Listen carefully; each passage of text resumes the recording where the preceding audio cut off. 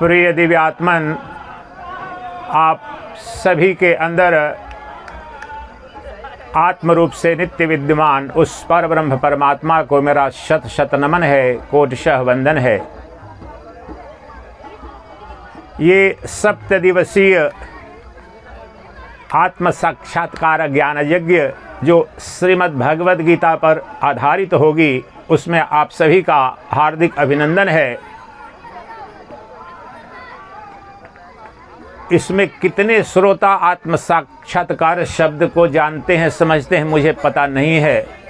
हालांकि सोच के कुछ ऐसा आया था, अभी भी उम्मीद करता हूँ कुछ लोग कम से कम भगवद गीता ग्रंथ नाम का तो श्रवण किया होगा। ये वेदांत दर्शन है, समस्त वेदों का जो सारांश है, जो सार अंश है, उसे श्रीमद् भगवद गीता कहा जाता है। जगत गुरु शंकराचार्य महाभाग का उद्घोष है कि जो श्रीमद् भगवद गीता है समस्त वेदों का सारांश है और सनातन धर्म का सर्वश्रेष्ठ ग्रंथ माना जाता है। और है तो इसमें 18 अध्याय, लेकिन कुछ चुनिंदा श्लोकों को मैं 7वें अध्याय और 11वें अध्याय 13वें अध्याय के कुछ चुनिंदा श्लोकों के आधार पर आप सबको अनुभूति कराने का प्रयास करूंगा।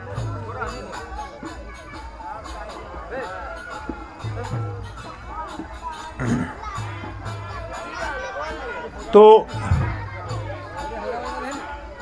पहले शांति कराइए। यहाँ पर ये शारीरिक शांति नहीं, यहाँ पर ब्रह्म ज्ञान शब्द क्या समझ में आएगा, बैठने तक पता नहीं है।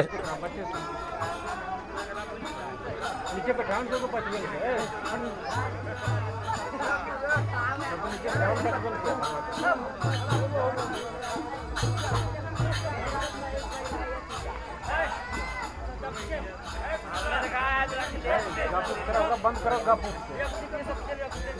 ये गप करो भगवती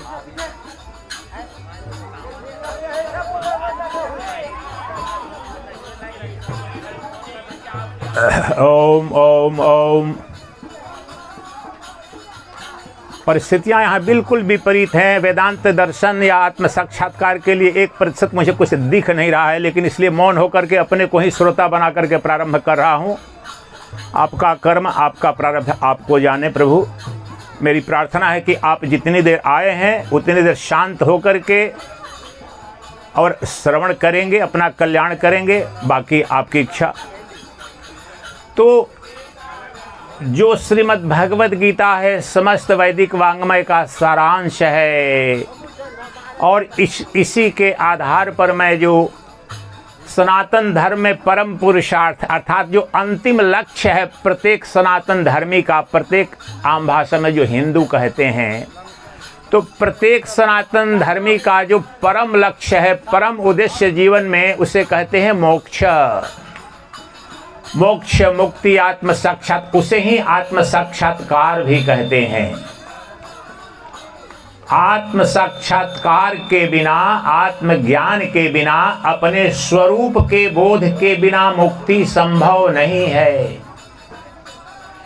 ये 66 करोड़ लोग अभी जो संपन्न हुआ महाकुंभ, तो मुक्ति की डुबकी लगाने, अमरत्व की डुबकी लगाने जो गए थे, ये तो निमित्त मात्र है मन को शुद्धि के लिए, लेकिन समस्त वैदिक वाङ्मय का उद्घोष है कि जब तक तुम्हें अपने स्वरूप का, अपनी आत्मा का बोध नहीं हो जाता है, आत्मज्ञान नहीं हो जाता है, तो तुम्हारी मुक्ति का कोई उपाय नहीं है। मुक्ति क्या है, मोक्ष क्या है? 99.9% से ज़्यादा सनातनियों को शब्द तो सुना है मुक्ति, मोक्ष, कर्म कांड होता है मृत्यु के पश्चात, लेकिन उसका अर्थ नहीं जानते हैं। मोक्ष यही होता है, अभी होता है, बोध से होता है, ज्ञान से होता है, किसी कर्मकांड से नहीं होता है। और वही विद्या बताने जा रहा हूँ जिसके लिए इतने कष्ट उठा करके कुंभ जाते हो, जिसके लिए युग युग ऋषि तपस्या करते हैं, वो मोक्ष है क्या? कौन सी वस्तु है, कौन सा पदार्थ है? तो पहली बात आप समझें, 2-3 मोटी मोटी सरल भाषा में आपको बताने जा रहा हूं कि कोई थोड़ी भी श्रद्धा हो तो उसको समझने में कठिनाई नहीं होनी चाहिए। तो समस्त वेदों का, उपनिषदों का और भगवत गीता का उद्घोष है कि ये जो मुक्ति है, ये जो मोक्ष है, इस शरीर के रहते ही, ये जीवन रहते ही होती है, मृत्यु के पश्चात उसकी कोई संभावना नहीं है।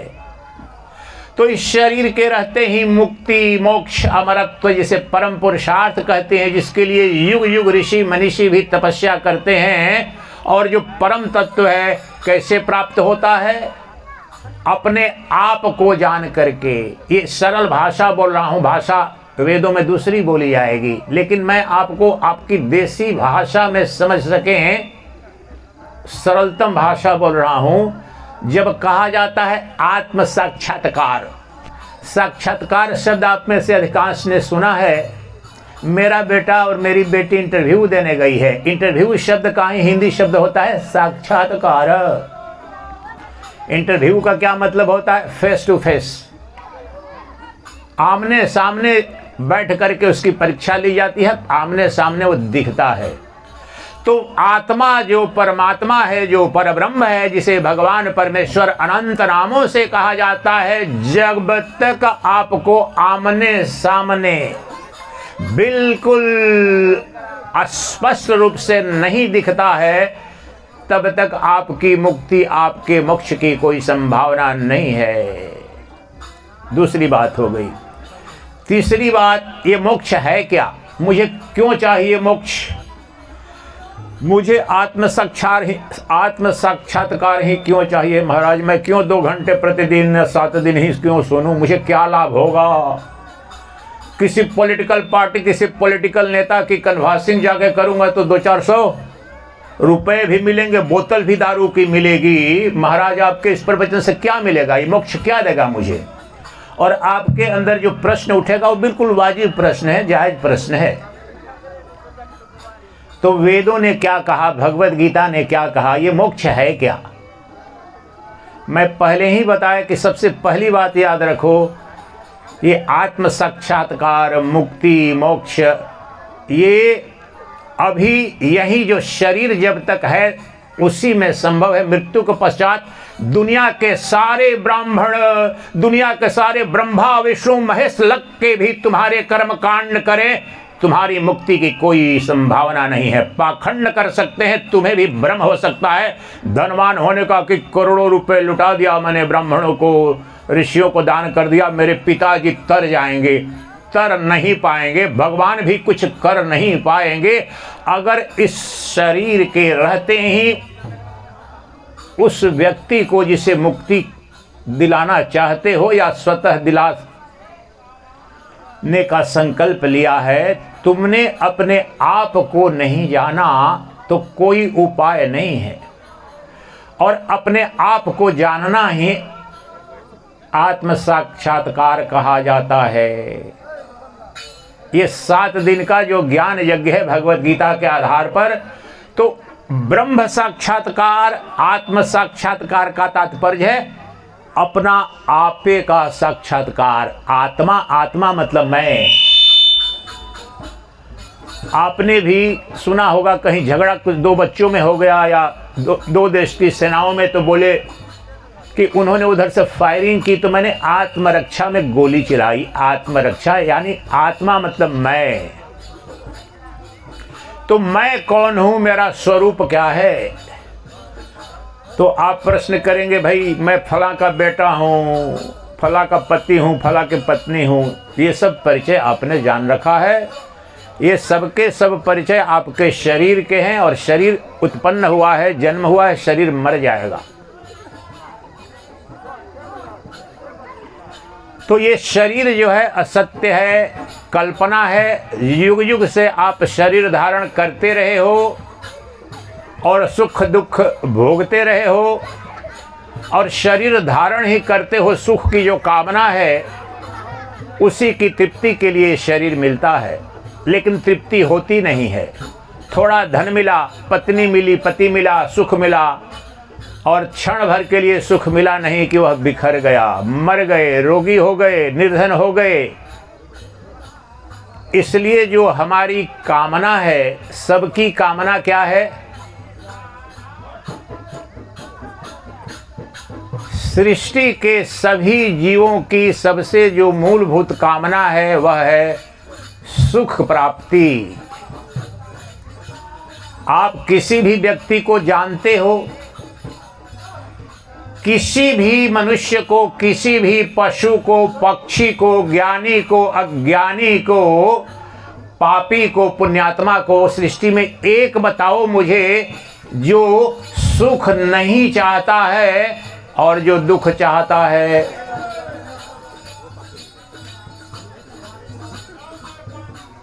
इस प्रश्न पर अगर तुम चिंतन करोगे, पता नहीं कि आपको चिंतन करने में अभिरुचि, सुबह से शाम तक आज भी आपके 50 भय आए होंगे, आपके जीवन में शंका आई होगी, लेकिन आपको लग नहीं रहा है कि यहाँ पर उससे संबंधित कुछ हो रहा है। ये आपके बारे में हो रहा है। ब्रह्म कहीं अन्य नहीं, आत्म साक्षात किसी और का नहीं, अब भगवद गीता किसी अन्य के लिए नहीं है, ये आपके विषय में है, आपके बारे में है। सुबह से शाम तक डर डर करके जीते हो, भयभीत हो करके जीते हो। देखते हो, देखो वो उद्योगपति कितनी बड़ी गाड़ी में जा रहा है, चार्टर्ड प्लेन से जा रहा है, कितने बड़े महल में रह रहा है। मेरे बेटे को तो छोटी सी नौकरी सिक्योरिटी गार्ड की भी नहीं मिल रही है। ये सारी समस्याएं इसी से जुड़ी हुई हैं। आपको लग रहा है कि ये भगवद गीता या मैं जो कुछ भी बता रहा हूं किसी अन्य के बारे में है, किसी अन्य के दुख, किसी अन्य का पुण्य।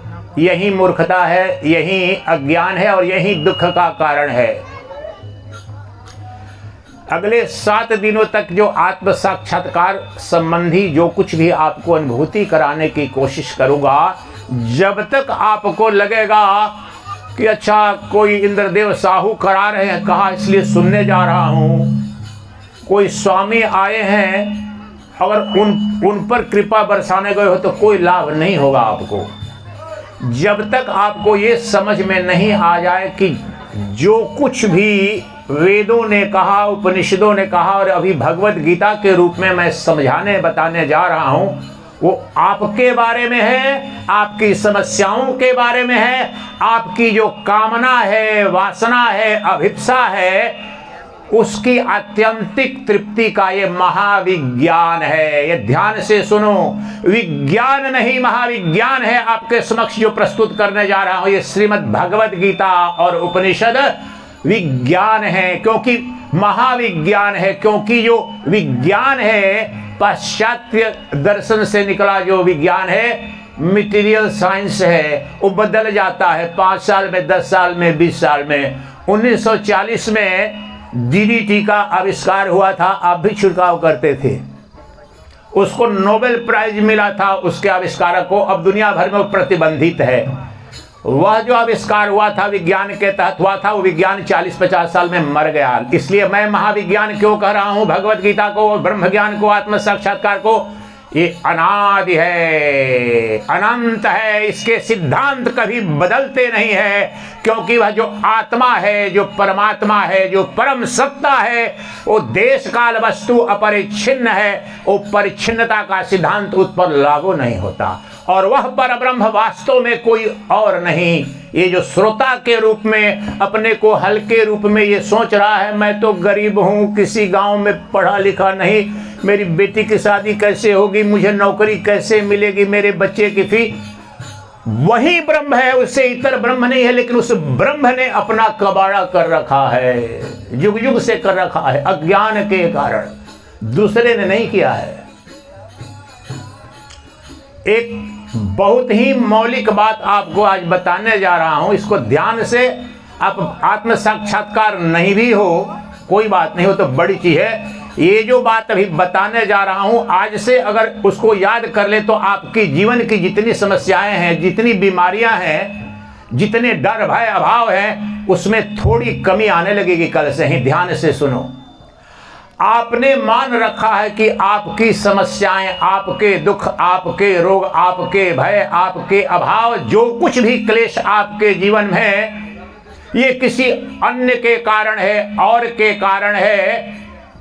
यहां से हटाइए श्रोता, यहाँ इतनी बेसिक चीज पता नहीं, यहां पर क्यों बैठे हो? सामने बैठो ना, यहां पर बैठने के लिए रिकॉर्डिंग हो रहा है। ये तो केजी नर्सरी के बच्चों को इतना अनुशासन पता होता है। मैं सन्यास बनने के बाद पहली बार किसी गांव में आया और ऐसा आप लोग व्यवहार कर रहे हो कि अब जिंदगी में कभी नहीं आएंगे। तो अगर आप एक बात भी याद कर लें, अगर समझ में आ जाए, और मैं नहीं बोल रहा हूं, ये वेद बोल रहे हैं, उपनिषद बोल रहे हैं, भगवत गीता बोल रही है। क्या बोल रहे हैं? आपके अगर बेटे को नौकरी नहीं मिल रही है, बेटी की शादी नहीं हो रही है या नौकरी नहीं मिल रही है, आपका मकान घर नहीं बन पा रहा है, और देह की बीमारी है, मानसिक पर जितनी भी बीमारियां हैं, और सभी बीमारियों पर बीमारी, आप सबके बच्चों में 4 घंटा रील बना रहा है आपका बच्चा। महाराज जी क्या करूं, सभी आते हैं, कोई उपाय नहीं, मारते हो डांटते हो, बच भी नहीं पाओगे।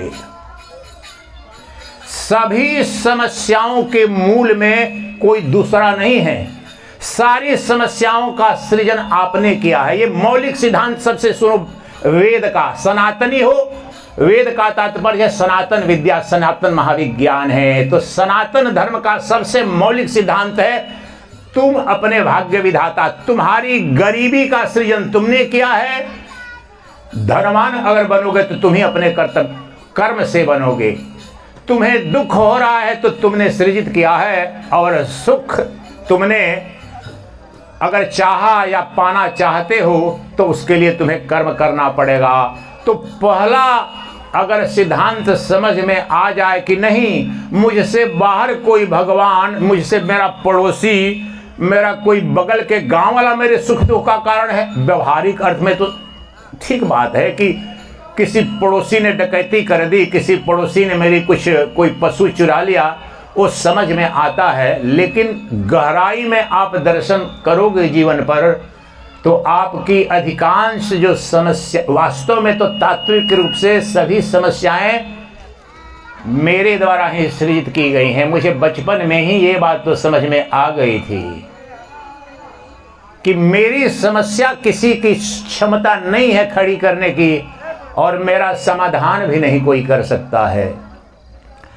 इसलिए यह पुरुषार्थ, यह आत्मविश्वास अगर आपके अंदर है, चाहे नर हो या नारी, पुरुष हो या जो कुछ भी हो, युवा हो या वृद्ध हो, इससे कोई अंतर, ज्ञानी हो या ज्ञानी, निर्धर हो या धनवान, ये शाश्वत सिद्धांत है भगवत गीता का, उपनिषद का, वेद का, कि तुम्हारे दुख का, सुख का भाग्य विधाता सिर्फ और सिर्फ और सिर्फ तुम, अर्थात तुम्हारा कर्म है। और कर्म 3 प्रकार से होते हैं, मनसा वाचा कर्मणा, वर्ड, थॉट एंड एक्शन। इन तीनों रूपों में तुम प्रतिपल कर्म कर रहे हो। जैसा सोचते हो, वैसा बोलते हो, वैसा ही कर्म होता है। ये बीज जो कर्म का है वही फलित होता है सुख दुख के रूप में। तो हमने बताया शाश्वत सिद्धांत कि कोई भी दुख चाहता नहीं, हम सबके सब सुख चाहते हैं। आप में से एक आदमी, मैं बीच में रोक दूंगा, अगर आप उत्तर दीजिएगा, आप एक व्यक्ति को जानते हो या किसी पशु को, पक्षी को, कीड़े को, मकोड़े को जो दुख चाहता हो, और ऐसे किसी एक व्यक्ति से कभी मिले हो जो सुख नहीं चाहता हो? आप में से कोई बोल सकता है कि हाँ मैं जानता हूं कि अमुक व्यक्ति या कीट पतंग, यहाँ पर मच्छर भी आएगा, पकड़ने जाऊंगा तुरंत भाग जाएगा, मृत्यु का भय हो जाएगा। सृष्टि का कोई भी जीव मरना नहीं चाहता, दुख नहीं चाहता, सब अमरत्व चाहते हैं और सब के सब सुख चाहते हैं। ये सिद्धांत बार बार याद रखो। सुख की कामना पाप नहीं है। समस्त वैदिक वांग्मय का 80% आपको इस संसार में सुख प्रदान कराने का विज्ञान है। इसलिए कहीं अधकचरे पाखंडी बाबाओं से सुनकर के भ्रम हो गया कि सुख की कामना करना कोई पाप है। नहीं, वेद में नहीं है ये। सुख की कामना तो स्वाभाविक है। ब्रह्मांड के सभी जीव, सभी प्राणी सुख की कामना करते हैं और अखंड सुख की कामना करते हैं, क्षणिक सुख की नहीं। अब दूसरा प्रश्न पूछता हूं, आप कोई भी सुख भोगते हो तो वो जो खंडित होता है, अवरुद्ध हो जाता है, उसमें बाधा हो जाती है, तो आपको अच्छा नहीं लगता है। आपको बाधा जब भी पड़ जाती है सुख में, आनंद में, तो क्रोध आता है। इसका तात्पर्य क्या है? हम अखंड स्वच्छंद सुख चाहते हैं, अबाधित सुख चाहते हैं और दुख कभी नहीं चाहते हैं। ये हम सबकी मौलिक कामना है। अब ये सुख मिलेगा कहां? सुबह से शाम तक आप कृषक के रूप में खेती करते हो, विद्यार्थी के रूप में विद्यालय महाविद्यालय जाते हो, प्रोफेसर जाते हैं पढ़ाने, सरकारी कर्मचारी जाते हैं,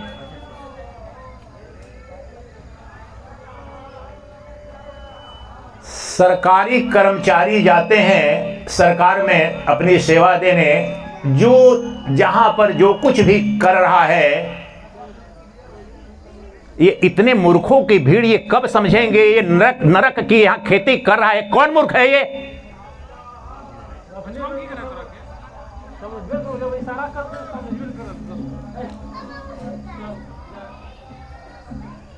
तो सबके सब ये मौलिक सिद्धांत समझो कि पाप नहीं है, सुख की कामना और अनवरत अखंड अबाधित सुख मुझे मिले। सभी प्राणियों में, देवताओं में भी, ऋषियों में भी। आपको लग रहा है कि घर बार छोड़ करके मैं सन्यासी बना हूं और सब सन्यासी बने और रोने लगते हैं। अच्छा, तो बड़ा दुख के, ये भ्रम है। मैं बड़े सुख के लिए निकला हूं, अखंड सुख के लिए निकला हूं। आप क्षुद्र सुख से तृप्त हो गए, मैंने सब भोग लिया। सभी ऋषियों का यही आदेश है, वेदों का आदेश है कि कर्म करो। कर्म को ही धर्म कहते हैं। कर्म करो, धन अर्जित करो और भोग करो। वेद के 80,000 श्लोक, वेदों में 1,00,000 श्लोक है। 80,000 श्लोक आपको सांसारिक सुख प्रदान कराने की विद्या बताते हैं, लेकिन धार्मिक रूप से, नैतिक रूप से कैसे आप भोग करो। उस भोग को भोग करके देखो कि क्या तृप्ति मिलती है तुम्हें। और यहां पर सबसे बड़ा गहरा दर्शन यही घटित होता है कि जब भोग अखंड या थोड़ी गहराई में जब मिलने लगता है, जो कुछ भी उपलब्ध होने लगता है, तो पता चलता है कि कितना खोखला है, कितना क्षुद्र है। तो जितने इंद्रिय भोग हैं, सांसारिक भोग हैं, ये क्षुद्र हैं, क्षणभंगुर हैं। ये देश काल वस्तु पर छिन्न, मतलब एक सीमित सीमा में, एक सीमित काल तक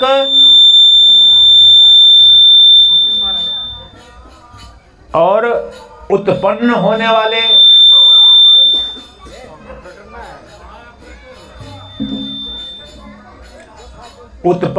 वाले और नष्ट हो जाने वाले हैं। और हमारी प्यास किसकी है? हमारी प्यास उस सुख की, उस भोग की जो कभी नष्ट न हो, जो अखंड रहे, अबाधित रहे, स्वाभाविक रूप से मुझे उस भोग का भोग करने को मिले। ये हम सब की कामना है। इस ढंग से चिंतन किया नहीं है अलग बात है, लेकिन आप चिंतन करोगे तो अपने आप विश्वविद्यालय गए कि नहीं, इससे कोई अंतर नहीं पड़ता। अपने आप से सोचना कि कभी भी आपको जो सुख भोग रहे हो तो उससे हटने का मन करता है? नहीं करता है। चीनी डाल दो नीचे में, चिट्टी जो वहाँ पर चिपक जाती है, भागना नहीं, मर जाती है लेकिन चिपकी रहती है, हटती नहीं है।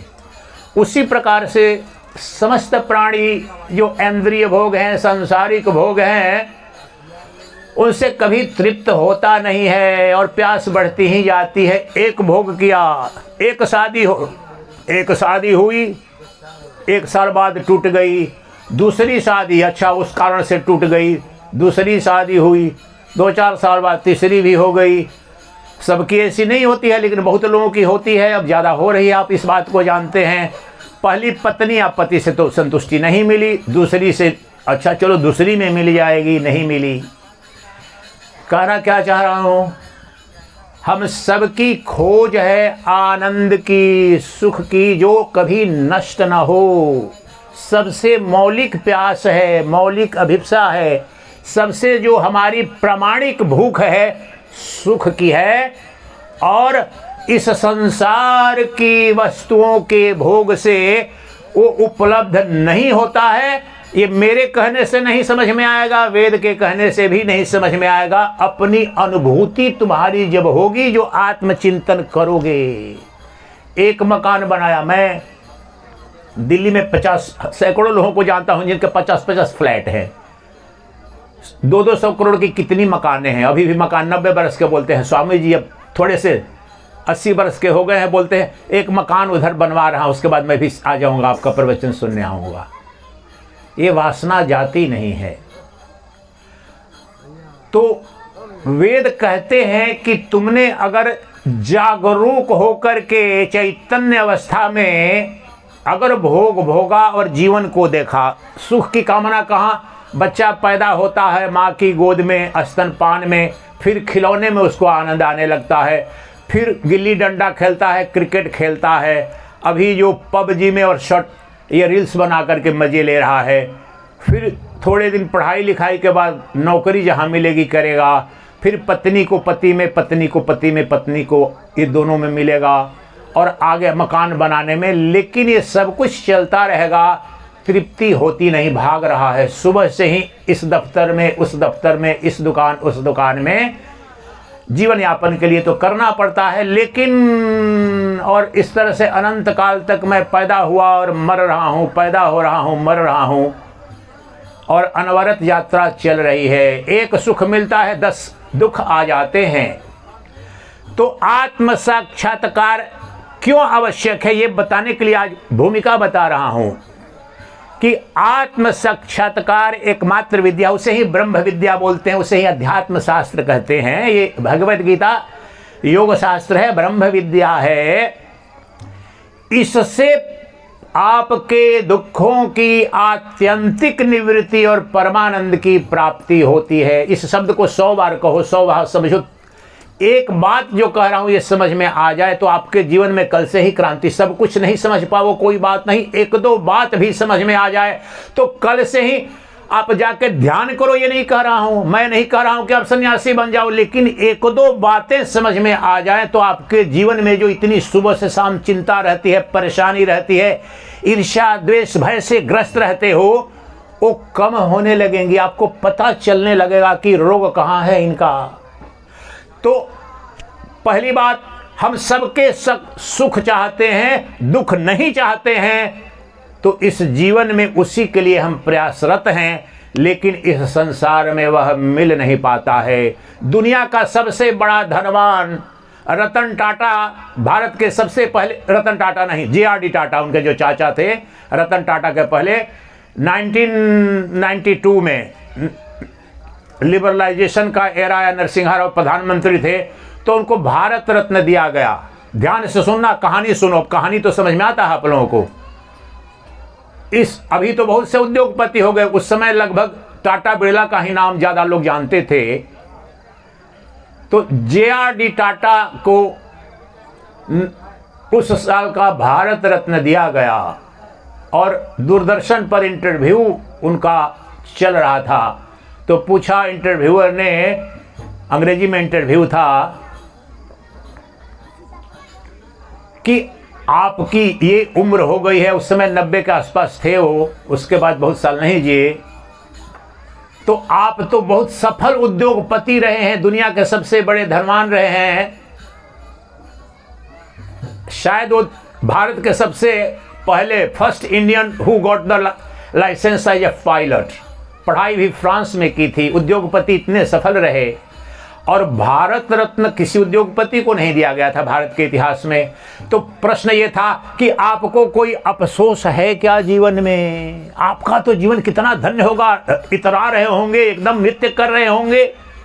क्या आपको भी कोई अफसोस है? तो क्या बोला जे.आर.डी. टाटा ने, ये समझो तो आपके जीवन की सीमा समझ में आ जाएगी। उन्होंने बोला, जब पूछा कि कोई कामना बची है, कोई इच्छा बची है, कुछ और अफसोस है, तो क्या बोला? थोड़ा अंग्रेजी में बोला, I wish I had earn some more money. Hindi में होगा उसका सीधा मतलब, अरे अफसोस इसी बात का, थोड़ा और पैसा कमा लिया रहता। सोचिए इस कहानी को। दुनिया का सबसे बड़े धनवान लोग में, भारत का तो सबसे बड़ा धनवान, उसको भी 90-95 की उम्र में यही कामना बची, आपकी जो दरिद्रता, आपकी गरीबी, मेरे इस बेटे का ये मकान बन जाए, मेरा वो बन जाए, तो मैं धनवान हो जाऊंगा, संतुष्ट हो जाऊंगा। अब जे.आर.डी. टाटा तो बनने की संभावना नहीं है, तो जे.आर.डी. टाटा भी बन जाओ और एलन मस्क भी बन जाओगे, अंबानी बन जाओगे, अडानी बन जाओगे, तो धन की कामना और इंद्रिय भोगों की कामना से मुक्ति नहीं मिलने वाली है। कारण ये है कि धन से, ये वेद का उद्घोष सुनो और भगवत गीता का उद्घोष है, समस्त वेदांत दर्शन का और वैदिक वांग्मय का उद्घोष है कि दुनिया का सारा धन, सारा ऐश्वर्य, सारा वैभव एक ही व्यक्ति को दे दो, और महाभारत में तो कहते हैं एक ही पुरुष को दुनिया की सभी सुंदरियां भोग के लिए दे दो, तो भी उसे संतुष्टि मिलने की कोई संभावना नहीं है। और महाविज्ञानिक उद्घोष है, विश्वास की कोई संभावना नहीं। क्या बोला? दुनिया का सारा धन, सारा ऐश्वर्य, सारा वैभव, सारी भोग करने की सामग्री एक ही व्यक्ति को अगर मिल भी जाए, तो भी जो सांसारिक भोग है, इंद्रिय भोग है, इससे तो तृप्ति की कोई संभावना नहीं है। आप लोग बहुत अच्छा कर रहे हैं, ये सामने में बैठिए, बहुत बढ़िया, ये आप लोगों को ये जाएगा, विश्व भर में लोग देखेंगे, ये सामने में बैठ जाइए बढ़िया से, अच्छी तरह से। सब लोग बैठ, इधर आ जाओ, बैठे सब आ जाओ, आगे भी आ जाओ, आप शांतिपूर्वक बैठना। ये बच्चे भी हैं ना, इनके भी काम की ही सारी बातें कर रहा हूं। यहाँ एक लाइन में सब लोग बैठ जाओ शांतिपूर्वक। तो ये जिसने अपने जीवन पर अनुसंधान किया, परीक्षण किया कि ये हमें शांति क्यों नहीं मिल रही है। अब हमें लगता है, अच्छा मेरे बेटे को नौकरी नहीं मिली, अच्छा मेरी मकान नहीं बनी, अच्छा चलो मेरी pension 1 rank 1 pension Modi ji कर देंगे और स्टेट गवर्नमेंट में नीतीश जी भी कर देंगे। ये ख्याल चलते रहते हैं, अगली इंक्रीमेंट कब मिल रही है तो बड़ा प्रसन्न हो जाऊंगा। अब इतनी अनंत इंक्रीमेंट हो जाती है वो प्रसन्नता, लेकिन आ नहीं पाती है। तो निष्पत्ति क्या है? निष्कर्ष इसका ये है, और अनादिकाल से विश्व के सभी दर्शनों में ये बात में एक मत है कि सृष्टि के सारे धन, ऐश्वर्य, वैभव हैं, भोगना चाहिए, भोगो, लेकिन आत्यंतिक शब्द का अर्थ होता है सदा सदा के लिए, द परमानेंट। मैं तृप्त हो जाऊं, मुक्त हो जाऊं, किसी की कामना न बचे, कोई वासना न बचे, ये तो सृष्टि का सारा ऐश्वर्य, सारा वैभव भी नहीं दिला सकता है। पहली बात। अब कैसे वो मिलेगा? यही वेद का उद्घोष है और यही 7 दिन करने जा रहे हैं। वेद का उद्घोष है, मेरी अपनी अनुभूति है, डंके की चोट पर अनुभूति है, और सब ऋषियों ने जिन्होंने ये किया उस आपको भी अनुभूति हो सकती है कि उसकी प्राप्ति तो केवल आत्मज्ञान से, आत्म साक्षात्कार से, ब्रह्म साक्षात्कार से। और आत्म साक्षात्कार का क्या मतलब? मेरा अपना साक्षात्कार। आपको सरल कर रहा हूं, ये वेदांत विद्या लुप्त प्राय हो गई है, कथा चल रही है केवल। ये भारत विश्व गुरु बना था, सनातन संस्कृति ये वेदांत के कारण बना था, कथा के कारण नहीं बना था। तो ये विद्या जो है, यही अभी ये शरीर रहते ही अमरत्व का विज्ञान है, और कह देने से नहीं, विश्वास करा के नहीं, अनुभूति से। जैसे आप नमक आपको दिया खाने के लिए, और आप अपने पिताजी से बहुत डरते हो, और उन्होंने बोला बेटा ये नमक चख। ध्यान से सुनना इस बात को जो बोल रहा हूँ, कितना व्यवहारिक उदाहरण आपके जीवन में। कहीं विद्यालय नहीं गए हो, ये उदाहरण शास्त्रों में नहीं, मैं अपनी मेहनत करके लगाता हूं कि जहां जहां जा रहा हूं वहां के लोगों को समझ में आए। तो आपके पिताजी हिटलर जैसे हैं, बड़े डरते हो, कांपते हो, फिर भी अगर पिताजी दे बेटा ये जरा चख तो नमक, तो कैसा लगा बेटे टेस्ट, तो आप क्या बोलोगे वहां पर? अगर आप बोलोगे कि नमकीन लग रहा है पिताजी, तो भी बदमाश कहीं का, चीनी है ये, मीठा नहीं लग रहा है तुम्हें, बोलेगे डंडे से मारूंगा, तुम झूठ बोल रहे हो, तो आप क्या करोगे?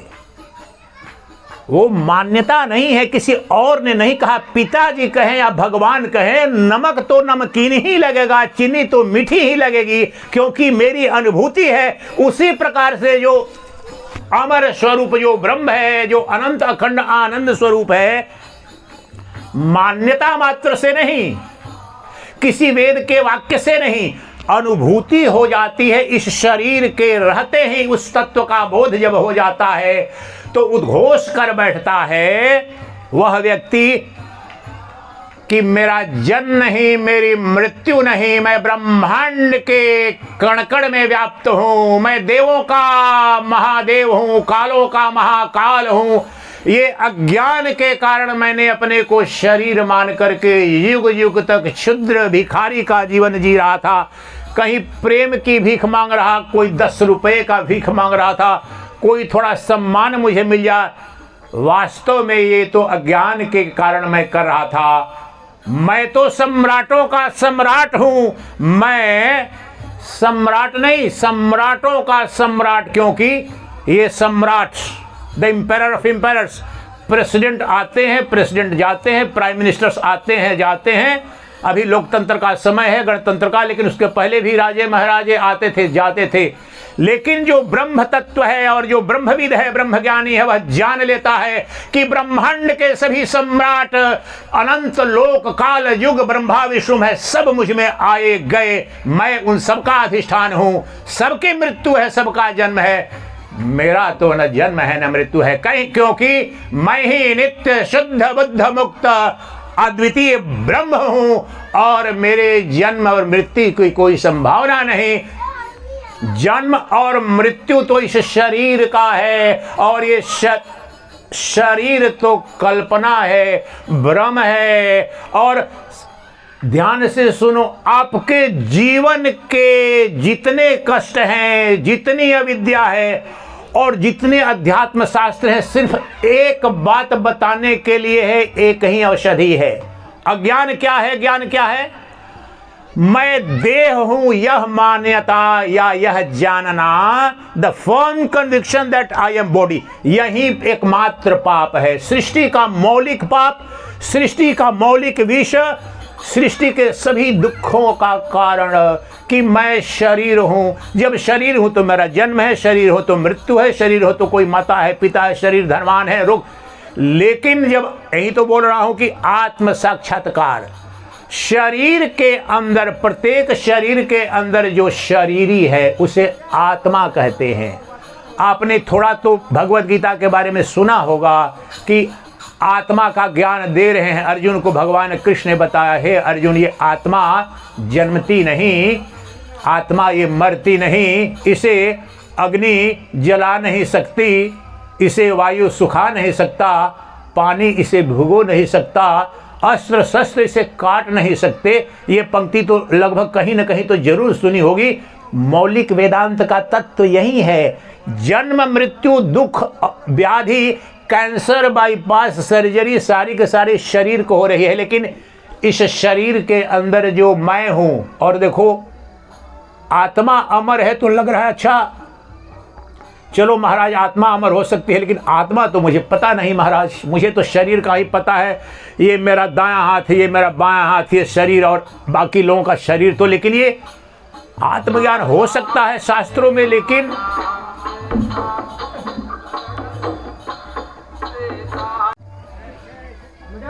तो हमने ये जो हमारे दुख है, हम किस लिए आए हैं? सुबह से शाम तक और जीवन में, चाहे विद्यार्थी हो या प्रोफेसर हो या साइंटिस्ट हो या किसान हो या मजदूर हो, अपने किसी न किसी दुख की निवृत्ति के लिए आप मजदूरी करने जाते हो, खेत में किसानी करने जाते हो, विद्यार्थी विद्यालय, महाविद्यालय और विश्वविद्यालय में जाता है, साइंटिस्ट लेबोरेटरी में जाता है, प्राइम मिनिस्टर, चीफ मिनिस्टर शासक की कुर्सी पर बैठे, सब किसी न किसी दुख की निवृत्ति के लिए और सुख के लिए गए हैं। सारे दुख शरीर के हैं,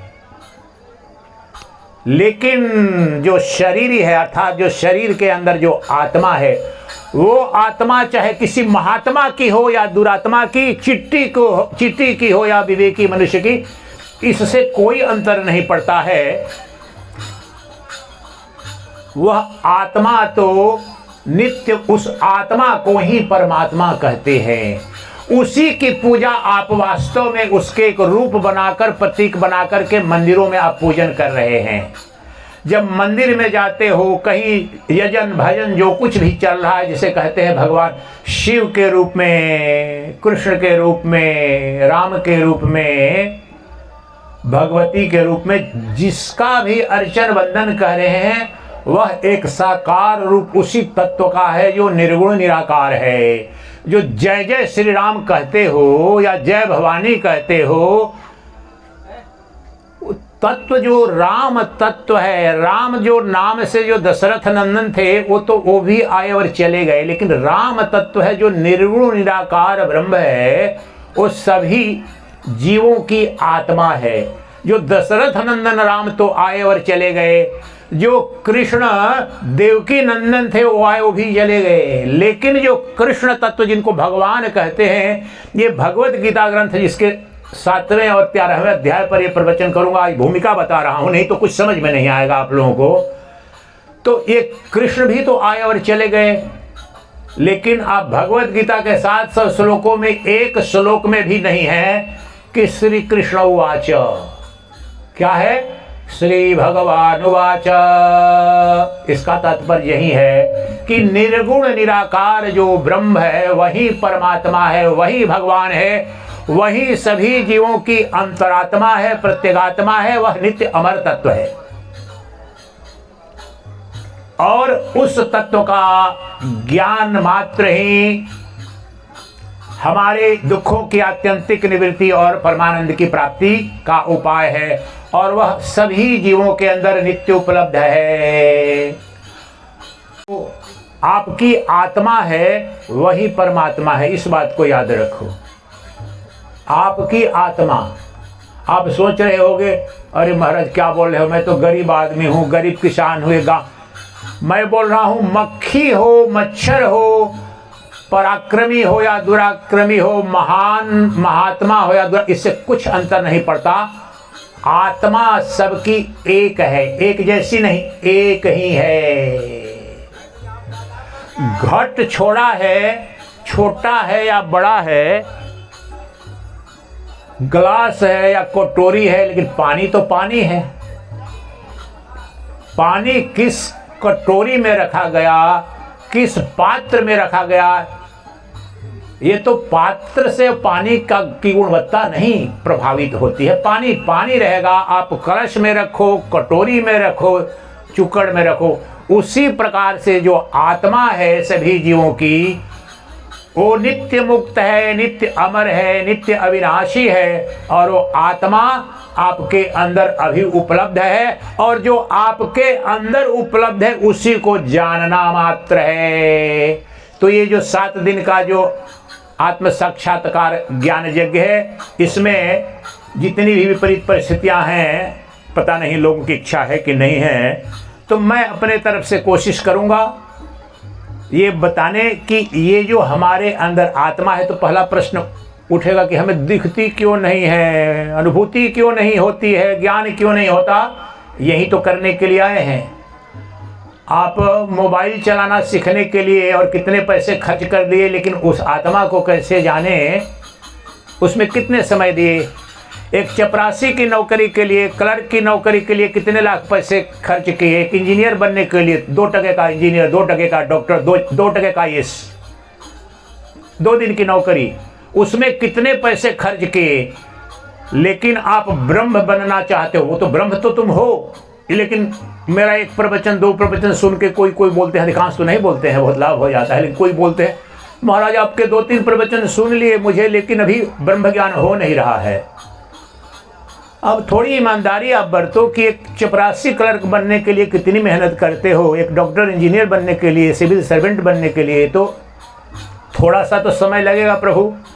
1-2 हफ्ते भी हम प्रामाणिकता से देना नहीं चाहते हैं, लेकिन चाहते क्या है? मुक्ति, सारे दुख मिट जाए। हजारों लोग जहाँ भी जाता हूँ मिलने आ जाएंगे अपनी सारी समस्याओं, महाराज मुझे ये समस्या है, वो समस्या है, निवारण।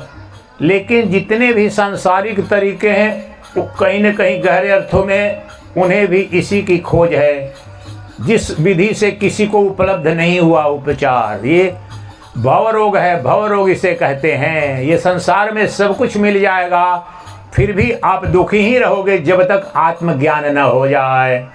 तो चलिए अब विधिवत प्रारंभ करते हैं। टाइम कितना हुआ है? कितना बजे है? आज पहला दिन है, चूंकि 8:10।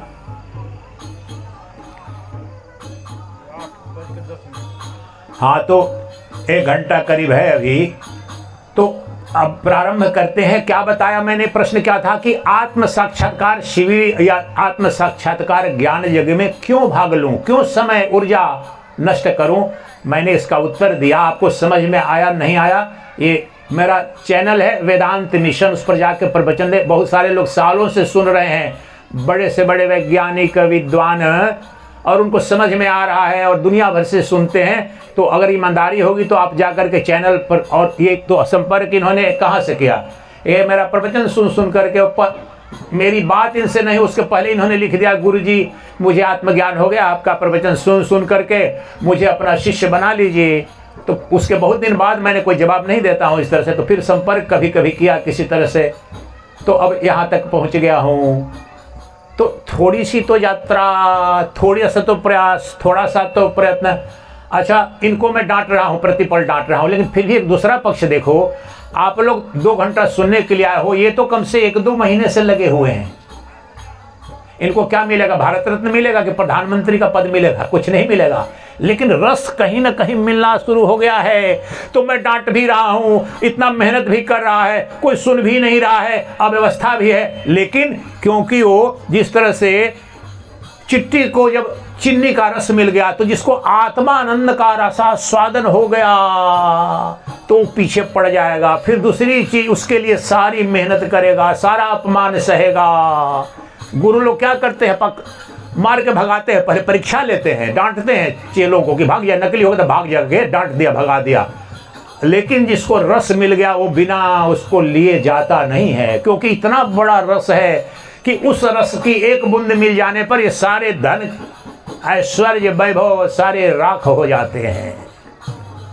इसलिए अब 7 दिन जो उसके आधार पर कि हमें जो सुख की कामना है, आनंद की कामना है, प्रेम की कामना है, वो अक्षय अनंत मात्रा में हम सबकी इच्छा है, लेकिन वह तो आत्मज्ञान से, ब्रह्म ज्ञान से उपलब्ध होगा। तो उसकी विद्या क्या है? आत्म साक्षात्कार। तो चलिए अब जानने का प्रयास करते हैं कि वो आत्मा है क्या। जिस आत्मा को जान करके, जिस आत्मज्ञान के पश्चात जो नर ही नारायण हो जाता है, जीव ही शिव हो जाता है, वो कहाँ है, कैसे मिलेगा? महाराज बताओ। आपके अंदर फटाफट जो डॉक्टर कुछ डायग्नोसिस करता है, बोलो जी प्रिस्क्रिप्शन लिखो महाराज, टैबलेट दो मुझे। तो अब प्रारंभ करते हैं विधिवत। आइए 7वें अध्याय जिसका नाम है ज्ञान विज्ञान योग। ध्यान दीजिए, ज्ञान विज्ञान योग। मम्बो जम्बो कथा नहीं है, 3 मिर्च इधर फेंको, 4 टमाटर उधर फेंको, वो उधर भूत भागेगा। ये पाखंडियों की विद्या सनातन धर्म का बेड़ा गर्क कर रही है। न वेद में है न वेदांत में। ये महाविज्ञान शब्द है, इस पर बोल रहा हूं। मेरा किसी की निंदा करना कोई अभिष्ट नहीं, लेकिन बता रहा हूं कि ये विज्ञान नहीं, विज्ञान विज्ञान योग। विज्ञान का अर्थ है अनुभूति कराएंगे। उदाहरण बताता हूं कि ज्ञान क्या है, विज्ञान क्या है। बच्चा अब थे आपने तो आज से 40-50 साल पहले भी आता था बिहार वगैरह में भी सेव, लेकिन बड़े लोग खाते थे, कश्मीर से आता था। तो जिसने सेव नहीं खाया, मैं तो गरीबी पर रिसर्च करता था संन्यास से पूर्व। कई बार मैं उड़ीसा में, मुझे याद है उड़ीसा वगैरह में, मध्य प्रदेश में कई कुछ सब्जी का मैं नाम लूँ तो बोले कि मैं तो जीवन में, सर मैंने तो ये जीवन में खाया ही नहीं है। एक आदमी से पूछा था उड़ीसा में, बोला कि मैंने तो रोटी खाई नहीं जीवन भर में, चावल वहाँ ज़्यादा होता है लेकिन गरीबी भी थी। तो जिसने जो खाया नहीं तो उसका जानेगा नहीं, लेकिन जो प्रतिदिन चीनी खा रहा है, नमक खा रहा है, आम खा रहा है, तो वो जान रहा है कि आम कच्चा खट्टा होता है, पक जाने पर मीठा भी होता है, कोई कोई खट्टा भी रह जाता है, अनुभूति से पता चल जाएगा। लेकिन आम खाया नहीं, सेव खाया नहीं, किसी ने कह दिया सेव मीठा होता है, तो ये भी ज्ञान हो जाएगा। या चीनी मीठी होती है, जब तक खाया नहीं तो ये ज्ञान है, सेकेंडरी नॉलेज, परोक्ष ज्ञान। लेकिन अपने खा लिया, मैंने चीनी खाया, मीठी लगी, ये भी ज्ञान हो गया। तो यहाँ ब्रह्म विद्या में क्या है? ज्ञान विज्ञान, परमात्मा है, भगवान है, परमेश्वर है, और यही और अभी मेरी अंतरात्मा के रूप में है, वही सर्वशक्तिमान है, वह अजर है, अमर है, अविनाशी है। ये बात तो मैं बोल रहा हूँ, वेद बोल रहे हैं, उपनिषद बोल रहे हैं, ये ज्ञान है। लेकिन जब तक अनुभूति नहीं होगी तो ये परोक्ष ज्ञान है, दूसरे के मुख से कहा गया ज्ञान है। आप निश्चित रूप से आप सबके अंदर ये प्रश्न उठ रहा होगा कि अरे महाराज कह रहे हो कि आत्मा तो अमर है, लेकिन हमें तो अनुभव नहीं हो रहा है, हमें तो भय लग रहा है। वो तब जाएगा जब आपको विज्ञान अर्थात अनुभूति हो जाएगी। जैसे अकाट्य निसंदेह जब अनुभूति हो जाएगी, जैसे चीनी मीठी होती है, नमक नमकीन होता है, उसी प्रकार से जो ब्रह्म तत्व आत्म तत्व का जब ज्ञान हो जाएगा, बोध हो जाएगा, तब आपको कोई कहेगा अरे तू तो मरने वाला है, तू तो डर जाएगा, तू तो कैंसर से मर जाएगा, हंसी आएगी आपको। कौन मर जाएगा? जो मर जाएगा वो मैं हूं ही नहीं, जो पैदा हुआ वो हूं ही नहीं, और जो मैं हूं उसका जन्म नहीं, उसकी मृत्यु नहीं। ये अनुभूति को विज्ञान कहते हैं। तो विज्ञान में बहुत समय लगता है, फिर भी हम प्रयास करेंगे थोड़ा थोड़ा उस अनुभूति को भी कराने का। तो चलिए विधिवत प्रारंभ करते हैं। 7वें अध्याय का दूसरा श्लोक लेते हैं। क्या कहते हैं भगवान कृष्ण? इतनी विराट उद्घोषणा है, आप देखना ऐसी उद्घोषणा विश्व के किसी साहित्य में भी, किसी कविता में भी, किसी नाटक में भी, किसी कवि की कल्पना भी जितनी विराट नहीं है, उतना कहते हैं महाविज्ञान के रूप में। 7वें अध्याय का दूसरा श्लोक, चुनिंदा कुछ श्लोक मैंने आपके लिए उस पर शोध किया है वर्षों, ताकि सरलता से, सहजता से, आप लोग गारहस्थ हैं, सब लोग व्यस्त हैं, सबके पास समय नहीं है। ये भी जिंदगी में पहली ही बार कर रहा हूँ कि रात में कर रहा हूँ, 7 बजे के बाद हो रहा है, इसीलिए शायद ध्यान करके कि सब लोग व्यस्त हो गए, तो इसीलिए मैं कम श्लोकों में जितना आसानी से आपको समझाने का अपनी तरह प्रयास कर रहा हूँ, बाकी आप पर निर्भर करता है। तो ऐसे कुछ चुनिंदा श्लोकों के आधार पर आपको बताता हूँ। तो एक श्लोक अभी दूसरा श्लोक श्रवण कीजिए, उसका अर्थ बताता हूँ कितना विराट है। श्री भगवान उवाच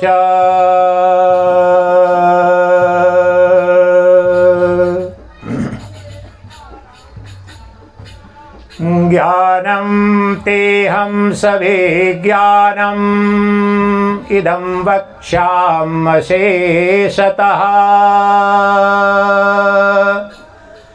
यद्ज्ञात्वा नानुभूयन्ते। कहते हैं कि हे अर्जुन, मैं तुम्हें वह ज्ञान विज्ञान देने जा रहा हूं जिसे उपलब्ध होकर के, जिसे प्राप्त करके, जिसे जान करके तुम्हें जानने के लिए कुछ भी शेष नहीं रह जाएगा। यज्ञात्वा नाय भूयन्ते अमृतत्वा। विश्व के किसी भी साहित्य में किसी की कल्पना भी ये उद्घोष नहीं कर सकते कि मैं वह ज्ञान देने जा रहा हूं, वह बात बताने जा रहा हूं, वह विद्या देने जा रहा हूं जिसे उस एक बात को जान लेने के पश्चात कुछ भी जानने को रह नहीं जाएगा। समस्त अविद्या समूल नष्ट हो जाएगी, कुछ भी प्राप्त करने को न बचेगा। कोई क्लेश न बचेगा, कोई दुख नहीं बचेगा, कोई भय नहीं बचेगा, ये उद्घोष कर रहे हैं। ये विश्व का कोई राजनेता जो कि झूठ बोलते हैं कि मैं राम राज्य ला दूंगा, मैं सबकी गरीबी मिटा दूंगा, दुनिया के सारे राजनेता करते हैं, वो भी इतना बड़ा तो दुस्साहस नहीं कर सकते हैं कि मैं वह चीज देने जा रहा हूं कि सदा सदा के लिए बस तुम्हें कुछ नहीं चाहिए। तो ये वेदांत का उद्घोष है, ये श्रीमद् भगवत गीता का उद्घोष है कि हे अर्जुन, मैं तुम्हें वह विद्या, वह विज्ञान, वह ज्ञान देने जा रहा हूं। ज्ञान जो विज्ञान सहित अर्थात अनुभूति कराऊंगा। चीनी मीठी है, दूसरे ने कहा यह ज्ञान है, लेकिन मैं चखाऊंगा कि चीनी मीठी है, ये विज्ञान है। तो आत्मा अजर अमर अविनाशी है, आत्मा आनंद स्वरूप है, अखंड है, सर्वशक्तिमान है, सर्वव्यापी है। ज्ञान तो दूंगा लेकिन विज्ञान भी कराऊंगा, क्योंकि तुम्हारे अंदर ही वो विद्यमान है और तुम्हारे अंदर अर्थात ब्रह्मांड के सभी जीवों की अंतरात्मा प्रत्यगात्मा के रूप में वह परमात्मा ही विद्यमान है। इसलिए परमात्मा का ज्ञान अर्थात आत्मज्ञान, उसे ही आत्म साक्षात्कार कह रहे हैं। और इशारा कर दिया तो क्या कराने जा रहे हैं? वही आत्म साक्षात्कार कराने जा रहे हैं, ब्रह्म विद्या बताने जा रहे हैं, वह तत्व बताने जा रहे हैं जिसे जान लेने के पश्चात अमरत्व की प्राप्ति हो जाती है, दुखों की आत्यंतिक निवृत्ति हो जाती है और परमानंद की प्राप्ति हो जाती है। जिस परमानंद की खोज युग युग से यह जीवन और जीव कर रहे हैं वह उपलब्ध हो जाता है। तो कैसे बताएंगे? इसकी दो तीन बातें, इसमें बड़ा गूढ़ दर्शन है। ये विश्व के बड़े से बड़े वैज्ञानिक और दार्शनिक, दुनिया के सब जहां पर सनातन धर्मी नहीं है, विश्व के हार्वर्ड विश्वविद्यालय, ऑक्सफोर्ड विश्वविद्यालय, अमेरिका, यूरोप के सभी बड़े बड़े विश्वविद्यालयों में भी भगवत गीता पढ़ाई जाती है। विज्ञान है, बड़े से बड़े वैज्ञानिक और दार्शनिक पढ़ते हैं। तो इसका तात्पर्य यह हुआ, आप सोचो, आपका प्रोफेसर, नोबेल प्राइज विजेता कोई वैज्ञानिक भी कभी ये कहने की हिम्मत करेगा कि मैंने वह खोज लिया, अब कुछ खोजने को नहीं बचा? कभी नहीं। न कोई मेडिकल साइंस के लिए भी एक तो नोबेल प्राइज प्रति साल मिलता है, एक इकोनॉमिक्स को मिलता है, एक मेडिकल साइंस को, एक फिजिक्स को, एक केमिस्ट्री को, सब एक पीस प्राइज और एक लिटरेचर को जो मिलता है। न फिजिक्स वाला कोई क्लेम करेगा, न केमिस्ट्री वाला क्लेम करेगा कि मैंने जो ये डिस्कवरी की इससे तुम्हारी सारी समस्याओं का समाधान हो। कभी नहीं कर सकते हैं। लेकिन कृष्ण और एक अध्याय में ही बताने जा रहे हैं, कुछ श्लोकों में बता देंगे कि हे अर्जुन, मैं तुम्हें वह ज्ञान विज्ञान बताने जा रहा हूं जिसको जान करके तुम उस तत्व को प्राप्त हो जाओगे, तुम्हें वह धन उपलब्ध हो जाएगा, तुम वह हो जाओगे जिसे कुछ भी पाने को शेष नहीं रहता, जिसे कुछ भी जानने को शेष नहीं रहता। जानना किस लिए? पाने के लिए। आप मैथमेटिक्स के प्रोफेसर या स्टूडेंट क्यों इंजीनियरिंग करनी है? सर मुझे कोचिंग में जाना है, इंग्लिश क्यों पढ़नी? सारा ज्ञान कुछ न कुछ पाने के लिए है। जो शोध भी हो रहा है मेडिकल साइंस पर, एडवांस जो 4th स्टेज का कैंसर है, ये बाईपास, ये सब इसलिए कि इस समस्या का समाधान, शारीरिक समस्या का निदान करना है। लेकिन ये तो कह रहे हैं कि मैं वह एक ज्ञान बताने जा रहा हूं, उसके बाद कुछ भी जानने को शेष नहीं रहा। इसका तात्पर्य क्या निकला? अर्थात उसके बाद तुम्हारी सदा सदा के लिए सभी समस्याएं समूल नष्ट हो जाएंगी और जिस आनंद की, अखंड अनंत अबाधित सुख की खोज तुम कर रहे थे वह उपलब्ध हो जाएगा। इसे ही मुक्ति कहते हैं, इसे ही मोक्ष कहते हैं। मोक्ष जो निर्गुण निराकार ब्रह्म के ज्ञान से होता है, किसी अन्य लोक में जाकर नहीं होता है। वेदांत विद्या जो निर्गुण निराकार ब्रह्म है वह तो इस शरीर के रहते ही अपनी आत्मा के ज्ञान से होता है। यही आत्मज्ञान हम करने जा रहे हैं, प्रयास करने जा रहे हैं। ये इतनी विराट विद्या है, इसकी एक कड़िका भी आपको समझ में आ जाएगी। और सब कुछ समझ में आना तो बहुत समय लगता है। हमारी तो युग युग की अपनी व्यक्तिगत यात्रा बोल रहा हूं, इस जीवन में भी बचपन से बहुत बड़ी यात्रा रही है। कुछ भी, लेकिन इसका एक बूंद आपको मिल जाएगी तो आपके जीवन में क्रांति घट जाएगी। तो अब बता रहे हैं कृष्ण, अगला श्लोक जो लेने जा रहा हूं, दूसरा श्लोक, उसमें कहते हैं कि लेकिन ये इतना बड़ा ज्ञान है, इतना बड़ा ऐश्वर्य है कि ये लाखों करोड़ों मनुष्य में से कोई एक ही इसकी पात्रता रख पाता है या पा पाता है। जैसे आप देखते हैं ओलंपिक होता है तो ओलंपिक चैंपियन 0.001 सेकंड से एकदम इतना जो सेकंड रनर अप जो होता है कितना से पड़ जाते हैं। विश्व के सभी देशों के सारे एथलीट या जितने ओलंपिक के गेम क्वालिफाइड है सब कोशिश करते हैं, लाखों प्रयास करते हैं, गोल्ड मेडल एक को मिलता है। वहीं यहां पर कह रहे हैं अगले श्लोक में, क्या कहते हैं भगवान कृष्ण,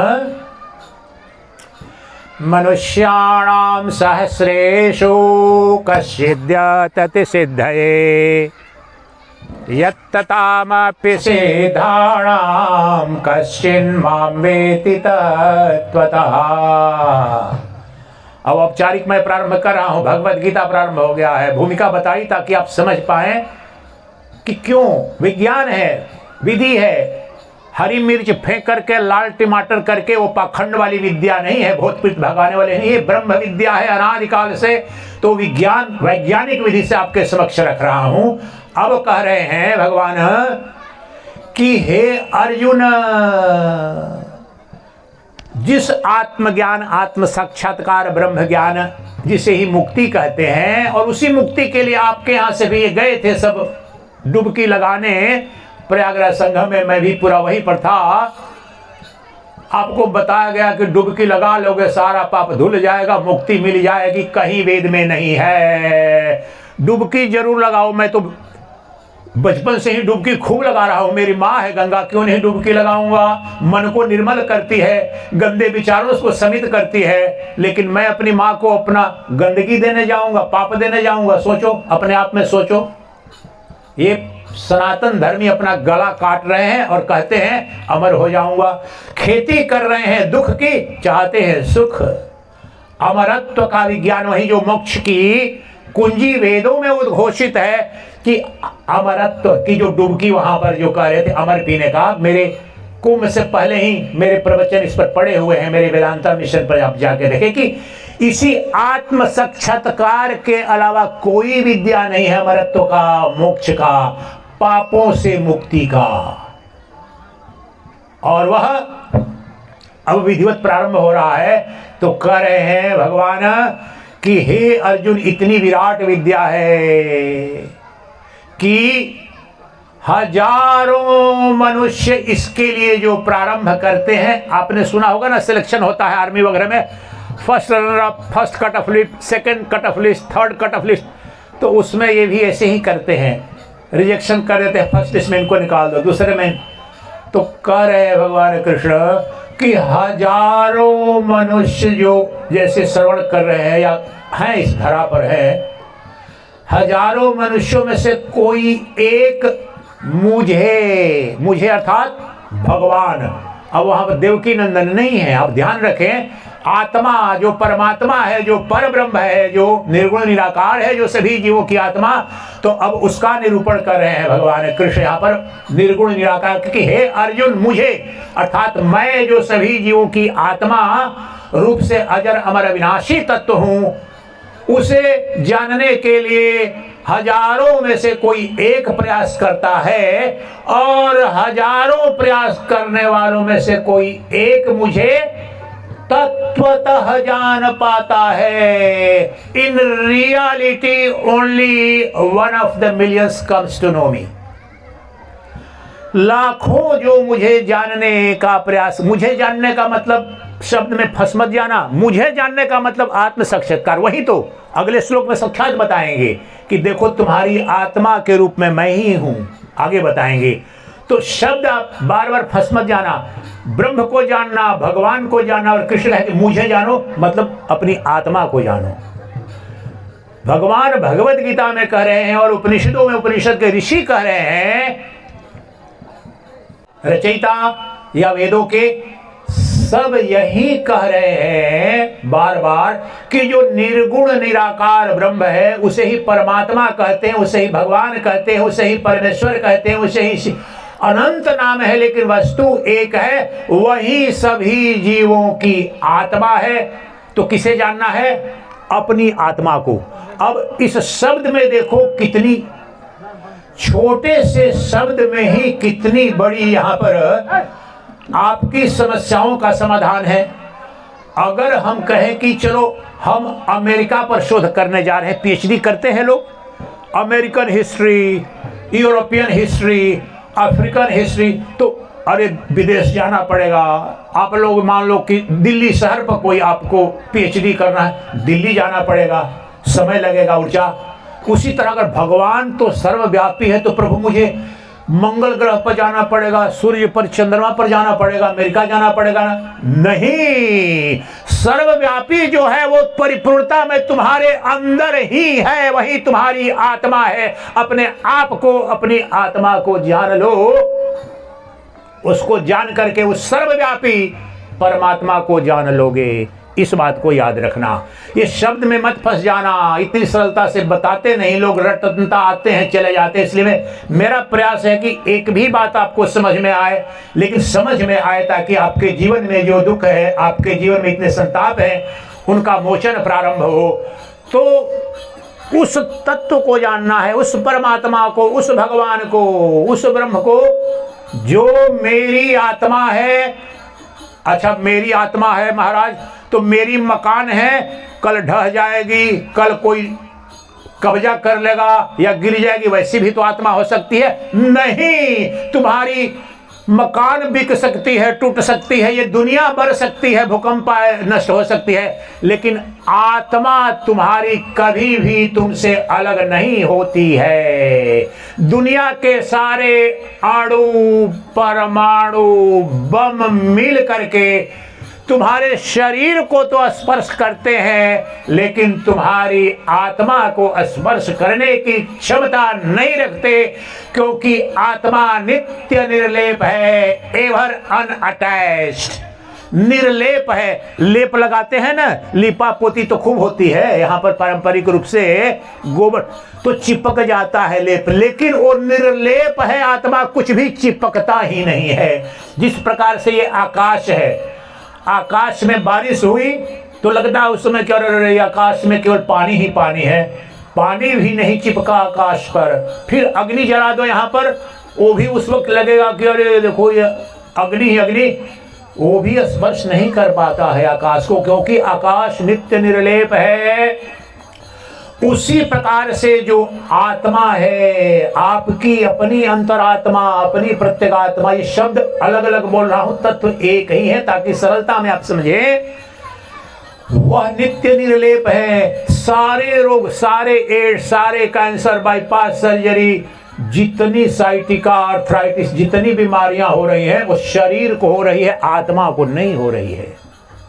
आत्मा नित्य निर्लेप है। ब्रह्मांड की कोई सत्ता उसे स्पर्श तक नहीं कर सकती है। मक्खी आपकी आत्मा, अरे मक्खी, मेरे सैकड़ों प्रवचनों में उद्घोष किया है मैंने कि एक मक्खी, एक मच्छर की आत्मा को भी सृष्टि के सारे अणु, परमाणु, बम मिलकर के स्पर्श तक नहीं कर सकते हैं। मारना तो बहुत दूर की बात है, स्पर्श करना, डराना, मारना, नष्ट करना तो शरीर तक ही होता है। ये पंचभूत से रचित जो शरीर है, इसी को मार पाते हो या कोई मार पाता है।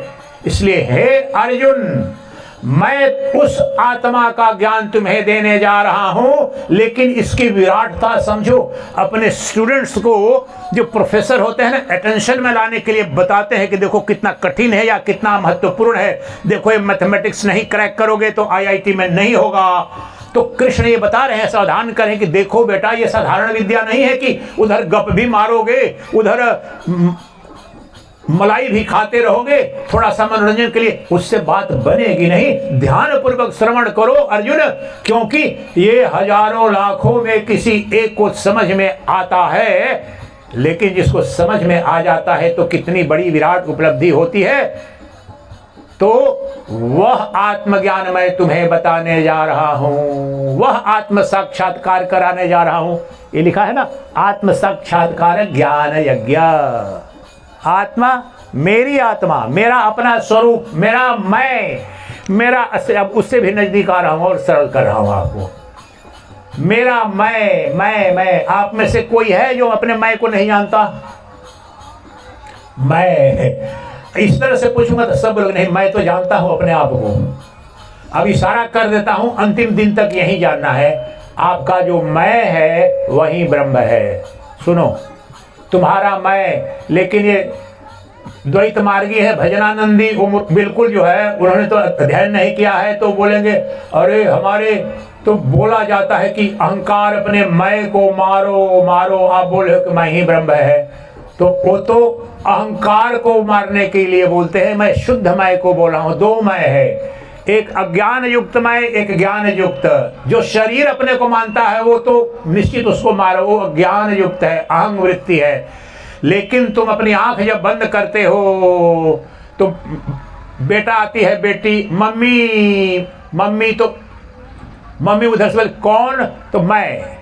ये जो मैं नित्य निकलता है, मैं खा रहा हूं, मैं खा रही हूं, मैं जा रही हूं, मैं सुखी हूं, मैं दुखी हूं, सब शब्दों के पहले जो मैं आ रहा है ना, वो कोई अंग नहीं है, वो शरीर नहीं है, वो जीव नहीं है, वो नर नहीं है, वह नारायण है, वह शिव है, वह निर्गुण है, निराकार है। आंख बंद करके देखोगे तो सृष्टि में ये पंक्ति उद्घोष देखो, आप सबों की कोई न कोई प्रारब्ध कर्म रहे होंगे। ये पहले दिन तो नहीं बताता हूं, लेकिन चलो मैं ये अभी उद्घोष कर देता हूं ताकि आप 7 दिन तक उसी तत्व को, ये जो आपका जो मैं प्रति, मैंने पाप किया, मैंने पुण्य किया, मैं सुखी हूं, मैं दुखी हूं, मैं भूखा हूं, मैं सोने, ये जो मैं शब्द जो आ रहा है, मैं, एक तो ये शरीर के रूप में जो ये मैं है वो तो अज्ञान है, वो शरीर जिसने माना है। लेकिन जो निर्गुण निराकार मैं है, देखो शुद्ध चेतन तत्व है, वही आत्मा है, वही मैं है,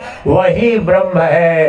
अहम वृत्ति बोलते हैं वेद में, अहम वृत्ति बार बार वो नित्य उपलब्ध है। और दुनिया के चाहे पापी या पुण्यात्मा से पूछो कि तुम ब्रह्म को जानते हो? नहीं जानता हूं जी। आत्मा को जानते हो? नहीं जानता हूं। तुम अपने मैं को जानते हो कि नहीं? तो दुनिया में शायद ही कोई ऐसा मिलेगा कहेगा कि मैं को तो जानता हूं जी, मैं जानता हूं।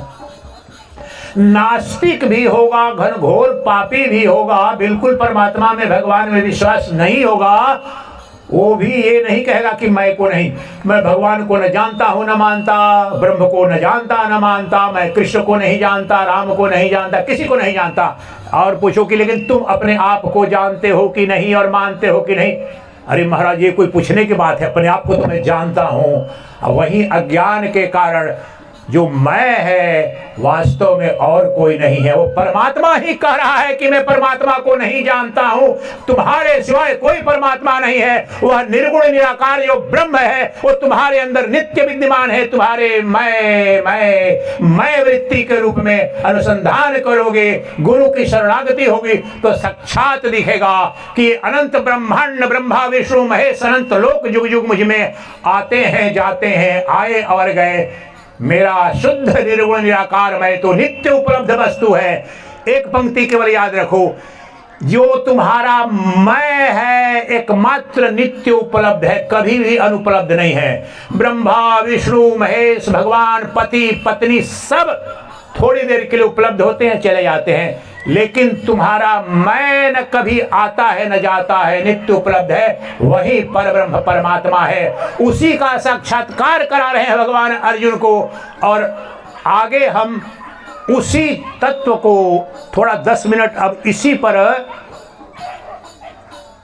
उस तत्व का अनुभव कराने जा रहे हैं कि अगले दिन भी आपको 9 बजने वाला है ना? है? कितना हुआ टाइम? हाँ, तो 5-10 मिनट उस तत्व का। अब आपको बताया कि अगर भगवान अमेरिका में होगा, हाँ जी, अमेरिका की फ्लाइट की टिकट लेनी पड़ेगी 1-2 लाख की। अगर यूरोप में होगा वहाँ जाना पड़ेगा। चलो, कुंभ में होगा, कुंभ में भी जाने में परेशानी। लेकिन इस बात की सोचो, इससे बड़ी बात ये इतना आसान, इतना सहज, इतना सुखद कुछ सृष्टि में कुछ है क्या? कह रहे हैं कि भगवान कह रहे हैं कि मैं नित्य उपलब्ध हूँ तुम्हारी अंतरात्मा में, तुम्हारे हृदय में, और ऐसे उपलब्ध हूँ कि कभी तुमसे अलग नहीं हो सकता हूँ। आत्मा का मतलब ही है जिस प्रकार से ये देखो, ये पूछूं कि ये क्या है तो बोलोगे कुर्ता है या कपड़ा बोलोगे। इसकी आत्मा क्या है? ये धागा है, इसकी आत्मा है। मैं बोलूं कि ये जो कपड़ा है ना, चलो कपड़ा आप रख लो महाराज, इसके सूत निकाल लेता हूं तो क्या बचेगा? कपड़ा बचेगा? इसके धागे निकाल लूं, कपड़े के, साड़ी के, धोती के या कपड़े के धागे निकाल दूं तो कपड़ा बचेगा क्या? नहीं बचेगा। वही आत्मा है। इसलिए जो सद वस्तु है वो भगवान है तुम्हारे अंदर। तो आप जो अनुभव करना चाहते हैं 5 मिनट के लिए आज कराते हैं, आप सावधान होकर के बैठ जाए, ध्यान थोड़ा करेंगे 5 मिनट में। ऐसा भाव करें जो मैं बोल रहा हूं उस भाव को समझते हुए अपने अंदर उस तत्व को देखने का प्रयास करें। दो तीन केवल सरल वाक्य बोलूंगा जिससे कि आप थोड़ी सरलता में समझ सके। ये मेरा हाथ दिख रहा है आप लोगों को? कोई ऐसा आदमी है जिसको नहीं दिख रहा है? एक आदमी कोई बोलो वहां से। सबको दिख रहा है ना? ये सृष्टि, ये जो दिख रहा, अभी परमात्मा का दर्शन करा रहा हूं आपको। समय लगेगा, बहुत अलग बात है, लेकिन ये तो रिकॉर्डेड जा रहा है। ये दिख रहा है। उसी प्रकार से सुबह से शाम तक जितनी वस्तुओं को देखते हो, अर्थात अनुभव करते हो, देखने का तात्पर्य केवल आंख से नहीं, कान से जो शब्द मेरे जा रहे हैं वो भी देखना कहलाता है। तो मेरे जो मुंह से शब्द जा रहे हैं उनको देख रहे हो, ये मेरे शरीर को देख रहे हो, और प्रति पल सुबह शाम आप कुछ न कुछ देखते जानते हो। वो जो आपके अंदर संपूर्ण वेद एक वाक्य में बताने जा रहा हूं, इस पर मेरे प्रवचन है बहुत सारे, देखना जा करके। किसको देखना है? किसको देखना चाहते हो? आत्मा को, परमात्मा को, ब्रह्म को। तो किधर है महाराज? तुम्हारे अंदर जो देखने वाला है वही परब्रह्म परमात्मा है, वही भगवान है, वही परमेश्वर है, वही शिव है, वही नारायण है। अब बताओ, तुमने अभी कहा कि हाँ मैं देख रहा हूं। अगर देख रहे हो मेरे हाथ के तो देखने वाला सिद्ध हुआ कि नहीं हुआ सिद्ध? मैं दिख रहा हूं तो कोई देख रहा है कि नहीं? संपूर्ण वेद का उद्घोष दृक् ब्रह्म दृश्यमायेति सर्व वेदांत निर्णयः। जो देखने वाला है वो ब्रह्म है, और जो दिखने वाली है वो माया है। बस यही संपूर्ण ब्रह्म विद्या है, यही ब्रह्म ज्ञान है। इतना इस सूत्र को याद करो। अब देखने वाले को देखो। अगर भगवान को देखना चाहते हो तो हम क्या करते हैं? सदा बाहर में देख रहे हैं, भगवान को भी खोज रहे हैं बाहर, तस्वीर में दिख जाए। यही अविद्या है। अब अपने अंदर जो देखने वाला है, आंख बंद करके देखो। शिवो, वही शिव है, और मैं शिवोहम कर रहा हूं। और ये मुझे तो अनुभूति हुई है, आपको भी जो अनुभूति हो जाएगी तो पता चलेगा कि वही मैं जो मेरा मैं है वही शिव है, वही ब्रह्म है, मैं ही ब्रह्म हूं। तो इस भाव में, इस आनंद में आप आनंदित हो। शिवोहम शिवोहम। शिव कौन है? देखने वाला। आपके अंदर देखने वाले अर्थात बोध करने वाली क्षमता, जानने वाली क्षमता, पंचेंद्रियों और मन के द्वारा जो नित्य अनुभूति करने वाली जो क्षमता है, प्रत्येक दृश्य का जो दृष्टा है वो ब्रह्म है, प्रत्येक अनुभूति का अनुभोक्ता है वही भगवान है, प्रत्येक ज्ञान का जो ज्ञाता है, अभी घट रही है ये घटना, वो ज्ञाता ही परमेश्वर है, वही आत्मा है। उसमें जन्म नहीं, मृत्यु नहीं, उसमें कोई दुख नहीं, वह तो परमात्मा है। और उसको जान लेना ही मुक्ति कहलाता है, मोक्ष कहलाता है। आंख बंद करके अपने अंदर के उस जानने, देखने, अनुभूति करने वाले को देखो। यही आत्म साक्षात्कार की परम परिणति हुई। मैंने पहले बताया था कि इसको और स्पष्ट करने के लिए 7 दिन परिधि बांधी मैंने। भाव करो, शिवो हम। जो देखने वाला आपके अंदर है वही शिव है। अभी देखने वाला सिद्ध हुआ, एक ने भी नहीं कहा कि मैं नहीं देख पा रहा हूं। वह शिव तत्व है, वही शिव है, वही परमेश्वर है, वही परब्रह्म है, वही तुम्हारी आत्मा, वो अजर अमर अविनाशी है। उसमें दुख नहीं, उसी में केवल दुखों की आत्यंतिक निवृत्ति और परमानंद की प्राप्ति है। किसी राजा महाराजा दुनिया के सारे धन आपको दे दिए जाएं, संभव नहीं है। सिर्फ उस तत्व को जान कर कहीं किसे, जो मेरा मैं है, मेरी आत्मा है, जो शिव है। भाव करो, शिवोहम शिवोहम शिवोहम शिवोहम चिदानंद रूप शिवोहम शिवोहम। मैं चिद स्वरूप आनंद स्वरूप शिव हूँ। चिद अर्थात देखने वाला, चेतन सत्ता, समस्त जड़ का दृष्टा मैं चेतन हूं, वही तो शिव तत्व है। आनंद मेरा स्वभाव है। सूरज कभी भी प्रकाश की किसी से भीख नहीं मांगता, अग्नि कभी भी ताप की भीख नहीं मांगती। इसलिए मैं शिव शाश्वत सनातन आनंद का अनंत महासागर हूं। मैं कालों का महाकाल हूं, मैं शिव हूं। देखने वाले का जन्म नहीं, दिखने वाले का जन्म है, मृत्यु है। देखने वाले का नहीं, वह देखने वाली चैतन्य सत्ता हूं, मैं ही शिव हूं। चिदानंद रूप शिवोहम शिवोहम चिदानंद रूप शिवोहम शिवोहम। आपस से ही शांति पूर्वक ये भाव करते रहे। मैं मंगलाचरण के मंत्र पढ़ूंगा, आप उसी भाव में शांत पूर्वक अपने अंदर जो अमृत की गंगा नित्य प्रवाहित हो रही है, और उसी अमृत जो वहाँ शिव बैठा हुआ है, शाश्वत सनातन चैतन्य, उसकी अनुभूति करें। आनंद स्वरूप है वह, आपका अपना स्वरूप है। प्रेम की कहीं भीख नहीं मांगनी, आनंद की कहीं भीख नहीं मांगनी। किसी जमराज की क्षमता नहीं है मुझे स्पर्श करने की। मैं कालों का महाकाल हूँ, देवों का महादेव हूँ, मैं ही शिव हूँ, शिव हूँ, शिव हूँ। शिवोहम शिवोहम शिवोहम शिवोहम चिदानंद रूप शिवोहम शिवोहम।